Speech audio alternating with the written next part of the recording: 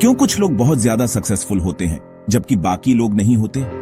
हमें self made hero का किस्सा बहुत पसंद है, लेकिन क्या होगा अगर वो आधी ही कहानी हो?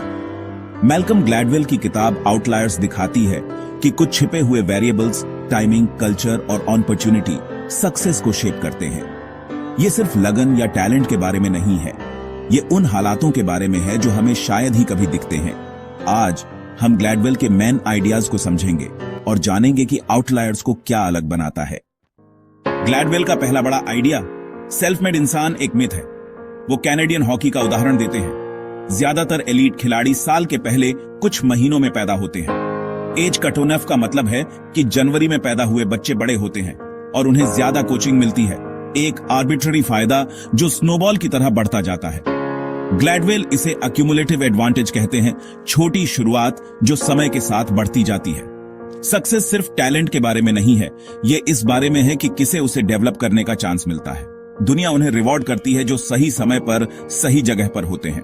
सक्सेस सिस्टम से बनती है, सिर्फ इंडिविजुअल्स से नहीं। खेल का मैदान उतना लेवल नहीं है जितना हम सोचते हैं। मशहूर 10,000 घंटे का नियम कहता है कि मास्टरी के लिए बहुत ज्यादा फोकस्ड प्रैक्टिस चाहिए। लेकिन यहां वो बात है जो ज्यादातर लोग मिस करते हैं। ये सिर्फ कड़ी मेहनत करने के बारे में नहीं है, ये उन घंटों को लगाने का मौका मिलने के बारे में है। बिल गेट्स को टीनेज में कंप्यूटर्स तक रेयर एक्सेस मिली थी। दी बीटल्स ने हैम्बर्ग में अनगिनत सेट खेले। हर किसी को ऐसे चांस नहीं मिलते।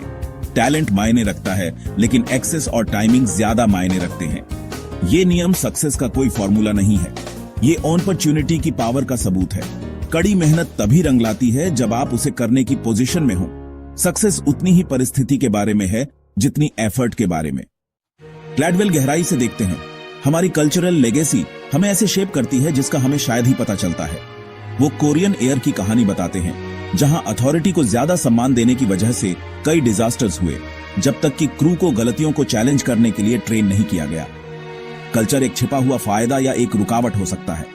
हमारे पूर्वजों ने कैसे जीवन जिया, चाहे धान के खेतों में या भेड़ चराते हुए, आज भी हम कैसे प्रॉब्लम सॉल्व करते हैं और काम करते हैं, उसमें उसका असर दिखता है। हमें सिर्फ जीन्स नहीं बल्कि माइंडसेट भी विरासत में मिलते हैं। हमारा इतिहास हमारे वर्तमान को शेप करता है, चाहे अच्छा हो या बुरा। हम सब एक ऐसी विरासत के प्रोडक्ट हैं जिसे हमने नहीं चुना। क्या सिर्फ तेज दिमाग का होना काफी है? नहीं। ग्लैडवेल प्रैक्टिकल इंटेलिजेंस यानी रियल वर्ल्ड सिचुएशंस को हैंडल करने की क्षमता की बात करते हैं। क्रिस लैंगन, एक जीनियस में सोशल स्किल्स की कमी थी। रॉबर्ट ओपेनहाइमर, जो उतने ही ब्रिलियंट थे, ने सिस्टम को यूज करने के लिए अपनी परवरिश का इस्तेमाल किया। प्रैक्टिकल इंटेलिजेंस बात करना, नेगोशिएट करना और अडेप्ट करना जानना है। यह अक्सर घर पर सीखी जाती है। सक्सेस सिर्फ दिमाग के बारे में नहीं है, ये दुनिया में उनका इस्तेमाल कैसे करना है इसके बारे में है। सोशल समझ ऐसे दरवाजे खोल सकती है जो सिर्फ इंटेलेक्ट नहीं खोल सकता। क्यों कुछ एशियन कल्चर्स के स्टूडेंट्स मैथ्स में इतने अच्छे होते हैं? ग्लैडवेल कहते हैं कि ये जेनेटिक्स नहीं, कल्चरल लेगेसी है। धान की खेती के लिए अथक एफर्ट चाहिए होता था। इससे दृढ़ता और डिटेल पर ध्यान देने की परंपरा बनी।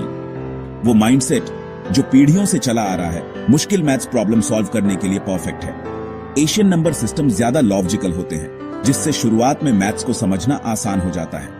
ये एक ऐसा कल्चर है जो एफर्ट और क्लैरिटी को महत्व देता है। सबक, दृढ़ता और एनवायरनमेंट जितना हम सोचते हैं उससे ज्यादा मायने रखते हैं। टाइमिंग ही सब कुछ है। ग्लैडवेल दिखाते हैं कि गेट्स और जॉब्स जैसे टेक आइकन्स कंप्यूटर रेवोल्यूशन की लहर पर सवार होने के लिए सही समय पर पैदा हुए थे। बहुत जल्दी या बहुत देर होती तो वे इसे मिस कर जाते। यही पैटर्न लॉ और दूसरे फील्ड्स में भी दिखता है। सही समय पर सही उम्र का होना दरवाजे खोलता है। सक्सेस का मतलब अक्सर एक हिस्टोरिकल वेव को पकड़ना होता है, सिर्फ ज्यादा पैडल मारना नहीं। ये अपॉर्चुनिटी आने पर तैयार रहने के बारे में है। कभी कभी इतिहास ही सबसे बड़ा फायदा होता है। अगर इतना कुछ हमारे कंट्रोल से बाहर है तो क्या कड़ी मेहनत मायने रखती है? बिल्कुल, अगर काम मीनिंगफुल है।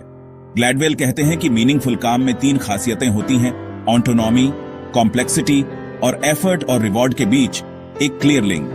जब आप अपने काम को कंट्रोल करते हैं, रियल चैलेंजेस का सामना करते हैं और अपने एफर्ट से रिजल्ट देखते हैं, तो आप मोटिवेटेड रहते हैं। यही वजह है कि कुछ लोग लगे रहते हैं और कुछ नहीं। ये सिर्फ कड़ी मेहनत करने के बारे में नहीं है, ये उस चीज पर काम करने के बारे में है जो आपके लिए मायने रखती है। धान का किसान ज्यादा एफर्ट से ज्यादा चावल देखता था। यही मॉडल है। मीनिंगफुल काम दृढ़ता को बढ़ावा देता है।